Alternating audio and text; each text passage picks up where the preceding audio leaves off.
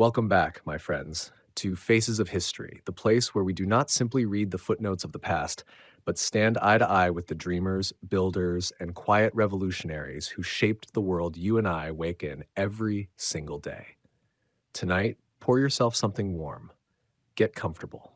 Because tonight we step into a world that began in black and white flickers and hand-drawn mice, but grew into castles of make-believe, fireworks that light up children's eyes, and a mouse who became an emperor of dreams.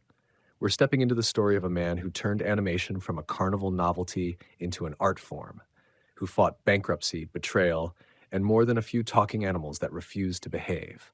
His name? Walter Elias Disney. Sit back, my friends. Let us wander down a main street that never really existed, into the dusty corners of Walt's boyhood, through the studios and strikes, over the peaks and valleys of an imagination that would not be caged. Long before the castles and fireworks, before the mouse had gloves and a falsetto voice, before Disneyland's gates swung wide to a million dreamers, there was a barefoot boy running through rows of corn and apple orchards, chasing barn cats and scribbling worlds only he could see. Walter Elias Disney was born in Chicago, December 5, 1901, the son of Elias Disney, a stern, restless man who tried his luck at farming, carpentry, and contract work, and Flora Call Disney, a patient mother who quietly tended the flame of Walt's curiosity. When Walt was 4, Elias moved the family to Marceline, Missouri, a dusty farming town so small that every whistle of the steam train seemed to echo for miles. And it was here, on that patch of Midwestern soil, that Walt's heart first found its kingdom. Marceline was ordinary to some, but to Walt, it was a canvas. Main Street, USA, the very heart of every Disney park that would come later, was born from these dirt roads and storefront windows. The old red barn behind the farmhouse became his first studio. A pencil instead of a plow. Life was not easy in Marceline. Walt rose before the sun, feeding chickens, milking cows, pitching hay alongside his brothers Roy, Herbert, and Raymond. His father, Elias, was strict, sometimes harsh, believing that idle hands were wasted hands. To Elias, Walt's doodles were foolish distractions. But Flora, Walt's mother, saw something in her youngest son's wide eyes, a hunger for something beyond the rows of corn. When pennies could be spared, she bought him pencils and drawing pads. Walt would lie belly down on the porch, sketching the farm's horses, chickens, and the trains that thundered through the flatlands. He drew on barn walls, in the margins of school books, on scraps of newspaper. He copied cartoons from the Saturday Evening Post and tried to master each curve and line. When the neighbors' horses grazed too close to the fence, Walt was there, sketching them from every angle. One day, a traveling doctor admired Walt's doodles and paid him a few coins for a sketch of his horse. Walt was barely 7, but that handful of coins felt like treasure, not because of the money itself, but because someone believed the pictures were worth something.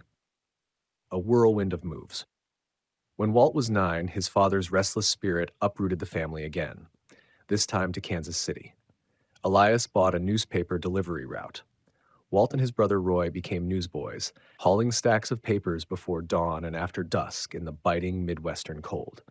While other boys played baseball in the street, Walt trudged down icy sidewalks in the dark, delivering papers door to door.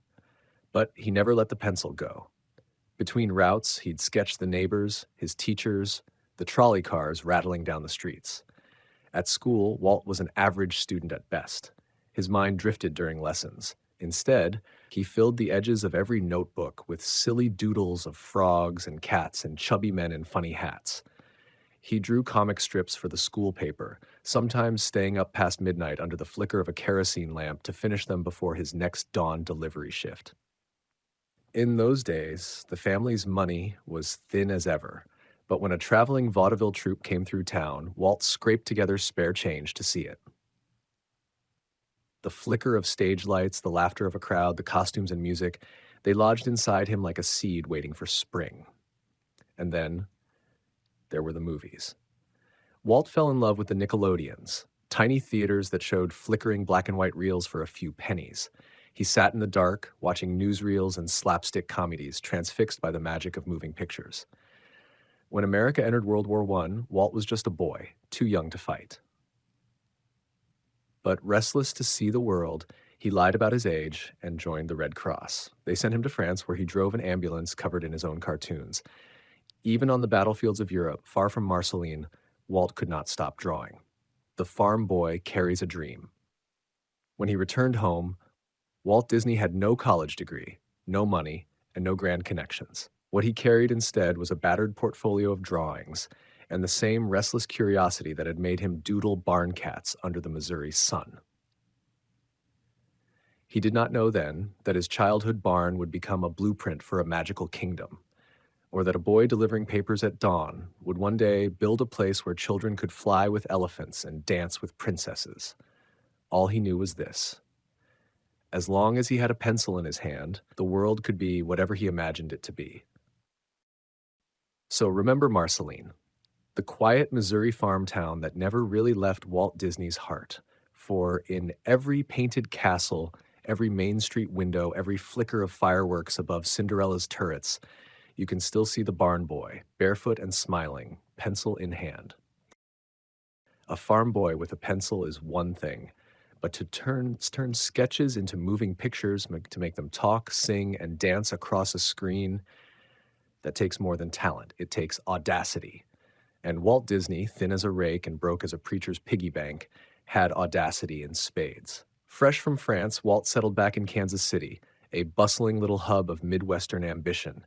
He landed a job at the Pesman Rubin Commercial Art Studio, drawing ads for local papers and catalogs. It was no fairy tale, just bread and butter work, but it introduced Walt to a kindred spirit. Ubi Works, a shy genius with an engineer's brain and a knack for perfect lines. The two young men soon struck out on their own, opening a company called iWorks Disney Commercial Artists. They dreamed of steady paychecks, but steady work was hard to find. Their first business went under almost as quickly as they printed their letterhead. But Walt would not be kept down. He found work at the Kansas City Film Ad Company, where they made short animated commercials, little stick figures pushing soap or toothpaste. Walt was enchanted. Animation was more than drawings. It was life, flickering frame by frame into movement. Late at night, Walt borrowed a camera from the studio and tinkered in his father's garage. He shot tiny shorts with paper cutouts and primitive stop motion, experiments that taught him more than any art class ever could.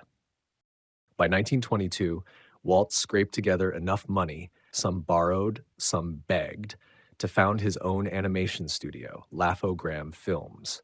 He hired a ragtag crew of young artists and cranked out modern fairy tales, Little Red Riding Hood, Puss in Boots, full of slapstick and silly gags. For a while, it worked. Local theaters bought the shorts. The crew painted, filmed, and slept on the studio floor when they couldn't pay rent. Walt sometimes gave the artists his own lunch money just to keep the lights on. But Laugh-O-Gram's pockets were too shallow for Walt's imagination. Debts piled up faster than ticket sales. By 1923, creditors circled like vultures. Walt was 21 and bankrupt. Most men would have gone home, hat in hand. Not Walt. He sold his camera, packed up a single suitcase, stuffed $20 in his pocket, and boarded a train west. He wasn't fleeing failure. He was chasing a bigger dream. Hollywood. California or bust. Los Angeles was not yet the movie capital it would become. Studios were growing, but animation was still a novelty, little more than dancing ink between silent reels. Walt moved in with his uncle, borrowed a corner of his garage, and sent for Roy, his steady, loyal older brother who always knew how to balance Walt's runaway dreams with a calm nod and a tighter budget. Together, they founded the Disney Brothers studio in the back of a small office building. They were so broke, they rented a secondhand camera and filmed a live-action girl named Alice walking through cartoon worlds, the Alice Comedies. It was rough, scrappy, and new, but it sold. Soon, Walt and Roy had enough money to move out of the garage and hire back Ubi Works. By 1927, Walt dreamed bigger again, a fully animated character all his own. Oswald the Lucky Rabbit bounced onto screens with floppy ears, big eyes, and a mischievous grin. Audiences loved Oswald. The shorts made good money. Walt thought he'd finally made it. Then came the lesson that would change him forever. Walt went to New York to negotiate a better deal with Universal, who distributed Oswald. He thought they'd offer him a raise. Instead, the studio's executives had outfoxed him. They owned Oswald outright and had secretly hired away most of Walt's animators behind his back. They told Walt, take a pay cut or lose everything. Walt, who'd starved himself to pay his artists, who'd dreamed up every gag and sketch, refused. He walked away. No character, no team, almost no studio. But on the long train ride back to California, he did not weep. He did what Walt Disney always did when the world slammed a door in his face. He picked up a pencil and sketched the next door. A mouse that roared. Legend says he first called him Mortimer, but Walt's wife, Lillian, thought Mortimer sounded too pompous. Call him Mickey, she said, so Mickey he became. Byworks gave Mickey his cheerful shape, but Walt gave him his soul and his voice. Walt squeaked into a tinny microphone and made his mouse talk, sing, laugh. Steamboat Willie launched in 1928, one of the first cartoons with synchronized sound. Audiences were spellbound. A mouse whistling at the wheel of a riverboat made grown men roar with laughter. Within a year, Mickey Mouse was more famous than any silent film star. He sold watches, schoolbooks, plush toys, the first flickers of the Disney empire. Walt built a new studio, hired back Ub and Roy, and never again signed away his characters. Mickey belonged to him and him alone. So that is how failure turned into laughter, and laughter turned into a mouse that never stopped squeaking. From a bankrupt barn in Kansas City to a little studio in Hollywood, Walt Disney learned the lesson every dreamer must someday learn. They can steal your rabbits. They can steal your crew. They can mock your dreams and slam every door you knock on. But they cannot steal your imagination, not as long as you dare to draw the next mouse. Mickey Mouse wasn't just a cartoon. He was Walt's declaration that animation could be more than novelty. It could be a stage, a story, a living dream. It was 1928, and the world was still reeling from the silent film era's end. Talkies were the rage, but no one thought animation could sing and dance too. Not until that black and white mouse spun a ship's wheel in tune with jaunty whistles. Theaters filled, laughter roared. Critics called it a marvel. And for the first time, Walt Disney's name began to flicker in lights across America. Mickey wasn't just ink on celluloid, he was a symbol. Plucky, cheerful, optimistic in a world that needed a smile. The Great Depression was about to hit. Banks were closing. People were losing homes, hope, savings. But they could spend a dime to watch a mouse outwit a cat and pilot a steamboat down a cartoon river. The house that Mickey built. Success piled up. Walt and Roy poured the profits back into their studio, bigger than any animation shop the world had seen. Mickey was joined by new friends, Minnie, Pluto, Goofy, Donald Duck with his cantankerous quack. By the mid-1930s, Walt Disney was the undisputed king of animated shorts. But shorts weren't enough for Walt, not for the farm boy who'd scribbled worlds on barn walls. He wanted to do something no one else dared, a full-length, fully animated feature film. His artists, loyal but skeptical, whispered behind his back. So did Hollywood's elite. They called it Disney's folly. Who would sit through 90 minutes of a cartoon? Worse, who would pay for it? The gamble of Snow White. Walt ignored them. He mortgaged everything, the studio his home, to finance it.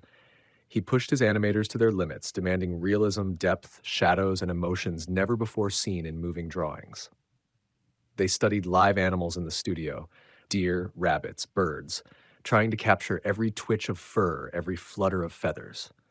In 1937, after 3 years of sweat, tears, and sleepless nights, Snow White and the Seven Dwarfs premiered at the Carthay Circle Theater in Los Angeles. The crowd inside included Hollywood royalty, actors, moguls, and skeptics waiting to see the folly flop. But as the lights dimmed and that opening book cracked open on the screen, the world shifted once again. Audiences gasped at the lush forest, the wicked queen's dark beauty, the tender innocence of Snow White singing to her animal friends. They laughed at Dopey's wide-eyed antics and wept as the poisoned apple fell from Snow White's hand. When the final credits rolled, the audience leapt to their feet. Grown men, hardened film critics, wiped tears from their eyes. The impossible dream had worked. A new kingdom is born. Snow White made millions during the darkest days of the Depression, a beacon of fantasy when reality felt cold and gray. Walt Disney won a special Academy Award for the film, 1 full-size Oscar, and 7 miniature ones lined up like the dwarfs themselves. But more than trophies or money, Snow White proved something vital. Animation was not a sideshow, it was an art form. It could break your heart and mend it again. And it could be as grand, as sweeping as any live action epic. Flush with success, Walt doubled down. He built a new studio in Burbank, a state of the art campus for animators, storytellers, and technicians to dream bigger still. The films that followed, Pinocchio, Fantasia, Bambi, Dumbo, each pushed the boundaries of what animation could do. They were risky. Fantasia, with its classical music and dancing mushrooms, was a box office puzzle at first. Pinocchio cost more than some live-action blockbusters of the time. But Walt didn't care about playing safe. He cared about pushing the craft forward, frame by painstaking frame. Behind every dancing broomstick and talking cricket lay innovations that would shape cinema forever. The multiplane camera, which gave animation depth and realism. Technicolor partnerships that brought rich hues to once flat cartoons. A whole generation of artists trained in a new kind of movie making, one where pencils, ink, and celluloid brought impossible worlds to life. So when we say Walt Disney sparked a revolution, we do not speak in fairy tale terms. He took a ragged art form, flickering jokes before the main feature, and made it its own headline. He created an industry, a school, a vision, and he never forgot the mouse who started it all. For decades, Walt himself voiced Mickey. Even when global fame made him a mogul in a suit, he'd sneak into the recording booth, squeaking lines into a microphone, laughing at the mischief only he could imagine. So the next time you see a pair of round black ears, remember the train ride home after Oswald was stolen, the sketch of a mouse born not out of comfort but desperation. Remember that a mouse built an empire, and that empire taught the world to believe in magic again. Picture this. It's the 1940s. The world is rebuilding from the ashes of war. The Disney studio, once the upstart king of Hollywood animation, is battered by strikes, tight budgets, and the heavy shadows of global conflict. Most men in Walt Disney's shoes might have rested on their laurels, content with Mickey's empire, the parade of feature films, the piles of Oscars already gleaming on the shelf. But Walt Disney was never content. His mind, restless, childlike, endlessly hungry for wonder, began drifting to a question that no one else in Hollywood thought to ask. What if you could walk inside a cartoon? A seed in Burbank. It started as a simple idea, a little park next to the Burbank studio, a place where families could relax while visiting the studio lot. A few statues, a small train, maybe a merry-go-round. Walt imagined parents and children enjoying the afternoon together. No grimy carnival barkers, no cheap sideshow tricks, just clean streets and a dash of magic. But the more Walt sketched on napkins and envelopes, the bigger the dream grew. Soon it wasn't just a park, it was a kingdom. A place where you could ride a steamboat down a jungle river, climb into rocket ships, visit the Old West, or stroll down the nostalgic main street of his own boyhood in Marcelin. It was a place where the lines between story and reality would blur, where you wouldn't just watch a fairy tale, you'd live inside it. The world laughs, but Walt keeps building. Bankers thought he'd gone mad. Amusement parks were noisy, filthy places, magnets for grifters and rusting roller coasters. Nobody had ever imagined a theme park. The phrase itself didn't exist yet. Walt's own brother Roy, the cautious money man who had always kept Walt's wild ideas tethered to earth, begged him to reconsider. But Walt refused. He mortgaged his own life insurance policy. He borrowed against his home. He drained the studio's coffers and then struck a risky deal with ABC. In exchange for partial financing, Walt would host a weekly television show that would promote his park to millions of families. So the public got the Disneyland TV show. Walt each stepped onto their living room screens like a kindly uncle spinning yarns about the future, the past, and the stories yet to come. He showed sketches of lands that did not yet exist, Adventureland, Frontierland, Tomorrowland, and audiences were hooked. A castle rises from orange groves. Construction began in Anaheim, California, then just sleepy farmland in orange groves. It was chaos. Bulldozers rolling over fields, artists and engineers. Walt called them Imagineers, drafting plans day and night, tearing them up and starting over when the dream outgrew the page. They built a castle that served no practical purpose but to lift the eyes and stir the heart. They laid tracks for a steam train that would circle the park, and a a nod to Walt's own backyard miniature railway, the Carrollwood Pacific, that he had built behind his house to entertain his daughters and remind himself that life should always have room for play. On July 17th, 1955, Disneyland opened its gates for the first time. They called it Black Sunday behind the scenes. Tickets had been counterfeited, expected crowds of a few thousand ballooned to over 28,000. A heat wave melted fresh asphalt. Women's high heels sank into the sticky pavement. Rides broke down. Plumbing wasn't finished, so soft drinks flowed, but drinking fountains did not, which fueled rumors that Disney was trying to sell more soda. Yet despite all the chaos, the long lines, the paint still drying on Sleeping Beauty Castle, families smiled, children gasped at the Jungle Cruise, adults beamed as they strolled down Main Street, USA. The newspapers called it a fiasco. Walt, ever the showman, shrugged and vowed that tomorrow they'd do it better. And they did. Because Disneyland wasn't just a place, it was a promise. A promise that for a few dollars you could step through the gates and leave your troubles behind. That grown-ups could become children again.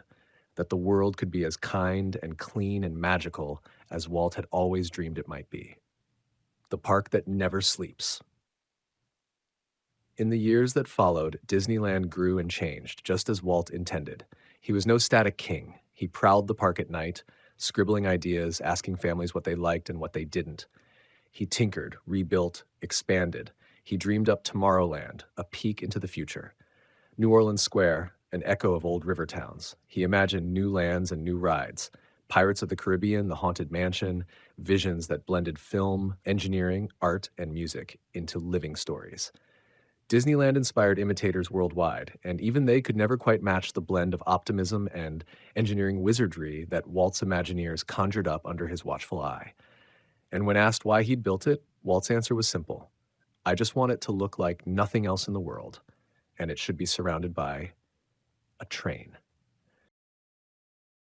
Disneyland was only the beginning. Walt dreamed of a second, grander park on the East Coast. Disney World. Not just a bigger Disneyland, but a whole city of the future, Epcot, where technology and community would live side by side. Walt's health began to fail before he could see this dream realized, but his ideas outlived him. Today, millions walk through the gates of Disneyland every year. They stand on the same bricks Walt paced in his work boots. They ride the same steam train. And when fireworks burst above Sleeping Beauty Castle each night, the echoes carry a message older than the park itself. Dream big, build what others say cannot be built, and never stop imagining. So next time you see that castle spire against the twilight sky, or hear a train whistle circling a kingdom where every adult becomes a child again, remember the stubborn boy who could never stop drawing, who mortgaged everything for a dream of Main Street and fairy tales that people could walk through hand in hand. Remember the farm boy who built the kingdom where the lights never go out. For all the bright lights and fairy dust, Walt Disney's kingdom was not built without shadows. His path was never a straight road of laughter and success. It twisted through strikes, betrayals, financial ruin, and a cost that no cartoon mouse could smile away. After Snow White dazzled the world, Walt's studio seemed unstoppable. But his next features, Pinocchio and Fantasia, were expensive gambles. When World War II swept across Europe, the overseas market for Disney films vanished overnight. The studio's finances buckled under the weight of unfinished projects and loans. For a time, even paying the artists became an open question. Then came the 1941 animators' strike, a bitter wound that cut Walt to his core. Many of his loyal artists, men and women he'd mentored, worked alongside, laughed with over coffee, walked out demanding better pay and union recognition. Walt saw it not as a labor dispute, but as a betrayal. He paced the studio lots alone, disillusioned, wondering if the family he'd built was splintering beyond repair. The strike ended with a union contract and bruised spirits. Some of Disney's finest animators never returned. But Walt, stubborn as ever, kept moving. When war came, he turned his studio into a propaganda machine, producing training films for the military and short morale boosters for a world in blackouts and bomb shelters. It kept the lights on, but Walt hated the compromise. He wanted to make people dream, not instruct them how to fly bombers or conserve fuel. Yet through it all, he learned learned to protect his company's independence, to diversify his projects, and to dream even bigger when the world said no. In the years after the war, Walt turned his focus to live action films and nature documentaries. He took risks that confused even his own staff, investing in films like 20,000 Leagues Under the Sea and the true life adventures that filmed bears, birds, and wild rivers. He caught criticism for Song of the South, a film that, though pioneering in blending live action and animation, would later draw rightful scrutiny for its portrayal of race and history. Walt himself was not perfect. A man of his time, stubborn, sometimes short-tempered, and hard on those who failed to match his relentless pace. Yet through each misstep and each victory, one thing remained the same. Walt never stopped creating, never stopped drawing, never stopped believing that tomorrow could be a little brighter than today, if only you dared to build it. In the early 1960s, Walt Disney, the barn boy from Marceline, had become more than a man. He was an idea, a name spoken by children on every continent, a father figure to generations who'd never met him but felt they knew him every time they saw Mickey's ears or walked through Disneyland's gates. But even kings of make-believe are mortal. In 1966, Walt was diagnosed with lung cancer, the ghost of countless cigarettes that burned late into studio nights. His workaholic heart kept going. Even from his hospital bed, Walt sketched plans for Epcot, the experimental prototype community of tomorrow. His wildest dream yet, a working city where people would test new ideas of transportation, urban design, and community living. He'd talk to his brother Roy and his team with a twinkle in his eye, pointing at ceiling tiles, describing monorails and radial cities where technology and humanity could thrive together. On December 15th, 1966, Walter Elias Disney passed away at the age of 65. He did not live to see Disney World open. He did not see Epcot rise. He did not see his mouse squeak through the digital age or his princesses dance on streaming screens a century after he first scribbled a rabbit. But death did not silence him. Because Walt Disney left behind more than films or rides or castles. He left behind an idea, a living kingdom that never sleeps. A legacy in every laugh. Today, that legacy stands not only in Anaheim or Orlando, but in Tokyo, Paris, Shanghai, and Hong Kong. In every Main Street window, every spinning teacup, every child's gasp when fireworks burst behind a castle turret. His legacy lives in the craft of animation itself, in the countless artists, writers, and dreamers who owe their spark to the man who refused to believe cartoons were just carnival novelties. It lives in every stubborn dreamer who dares to build a kingdom out of scribbles and daydreams. In every child who watches Snow White and realizes that when the dwarfs sing, when the prince awakens the princess with a kiss, it's not just a fairy tale. It's proof that a pencil and a wild idea can change the world. Walt was laid to rest quietly in Forest Lawn Memorial Park in Glendale, California. There is no grand monument, no marble castle over his grave, because his monument was never stone. His monument is alive, bustling every day with families, balloons, and fireworks that crackle beneath a starry sky. Quietly, like a father tucking us in at the end of a bedtime story. So next time you stand on Main Street, ice cream in hand, ears perched proudly on your head, look down that avenue to the castle that Walt built, and remember, he was just a boy who drew on barn walls, a boy who turned mice into kings, and a man who reminded us all that as long as we dare to dream, the magic never really ends. You may ask yourself, why does it matter? Why, decades after his passing, does Walter Elias Disney's name still echo down main streets lined with popcorn carts and costumed mice? Why do millions cross oceans every year just to stand beneath castles that were born in the mind of a Missouri farm boy who couldn't stop drawing? Disney matters because he built more than movies, more than amusement parks, more than a mouse with a squeaky laugh. He built a language, a shared mythology that connects children who have never met, families who speak different tongues, generations who remember the very first time they saw a glass slipper fit or an elephant fly. Walt Disney mattered, and matters still, because he believed that the impossible could be done if only you had the nerve to dream it and the grit to build it. When the world told him cartoons were carnival filler, he made them an art form. When they said no one would watch a full-length fairy tale, he gave them Snow White. When they called Disneyland a financial disaster, he built the first park to welcome its billionth guest. His story teaches us that magic is not made by wishing alone. It is forged by rolling up your sleeves, picking up a pencil, and risking everything to build a castle on a swamp or make a mouse talk when no one else knows how. Your lullabies were sung by princesses and blue genies. Your first taste of fear came not from the evening news, but from a witch's poisoned apple or a shadowy lion's roar. Disney shaped the language of childhood. He reminded grown-ups that there is wonder in a wishing well, magic in a fireworks sparkle, hope in a simple hand-drawn mouse whistling down a river. From Marceline to Shanghai, the Disney legacy is now a living, breathing testament to how powerful stories can build bridges where politics and prejudice fail. A child in Tokyo knows Mickey Mouse as well as a child in Ohio. A father who watched The Jungle Book in 1967 now takes his granddaughter to see Simba roar in IMAX. And while it is easy to be cynical, to see Disney only as a global corporation, a profit machine, we must not forget what lies at the heart of that empire. A simple promise that for a few hours, you can step inside a world where good triumphs, animals talk, dreams come true, and you, yes, you, are welcome. The spark that never burns out. And maybe more than anything, Disney matters today because his story is proof that imagination is not just for children. That stubborn, joyful, relentless wonder can survive boardrooms and bankruptcy, strikes and skeptics. That no matter how big the castle, the dream always begins the same way, with one person saying, "What if?"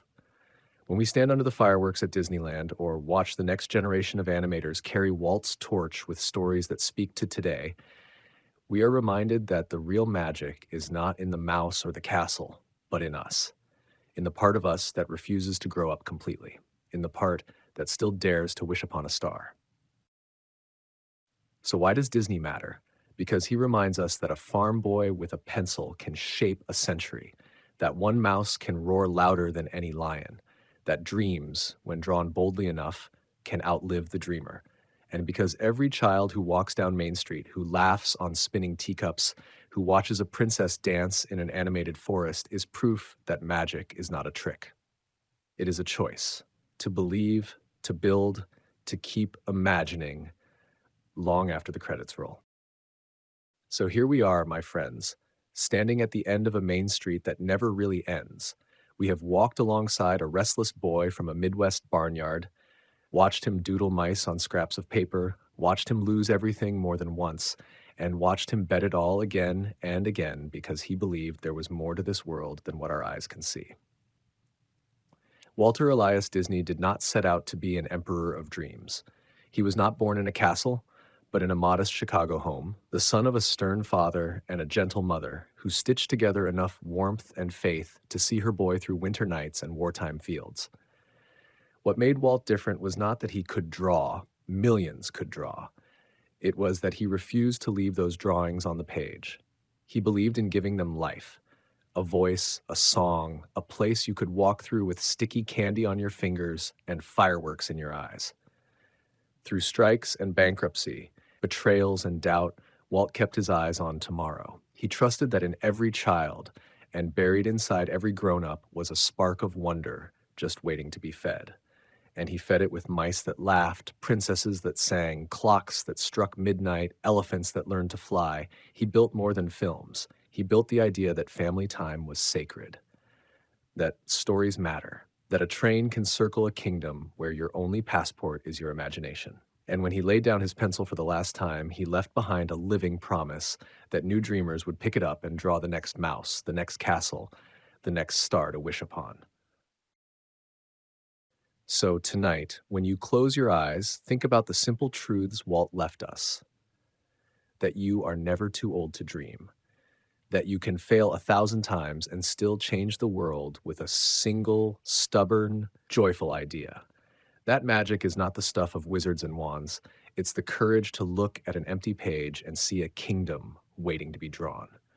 From Kansas City garages to Hollywood backlots, from a sketch on a train ride home to fireworks over Sleeping Beauty's castle, Walt Disney's story is the story of us all, of what we can do when we dare to believe that what we build with our hands and our hearts and our pencils can outlast even our prints in the dust. So stand tall, my friends. Dare to whistle a tune like Mickey at the wheel of a steamboat. Dare to open the storybook again and again, no matter who says the dream is foolish. Because if Walt taught us anything, it's this: as long as we keep dreaming together, the story never really ends. And this has been Faces of History. Until next time, keep your pencils sharp, your eyes wide, and your dreams a little too big for the page. Good night, my friends, and may your tomorrow be a little more magical than today.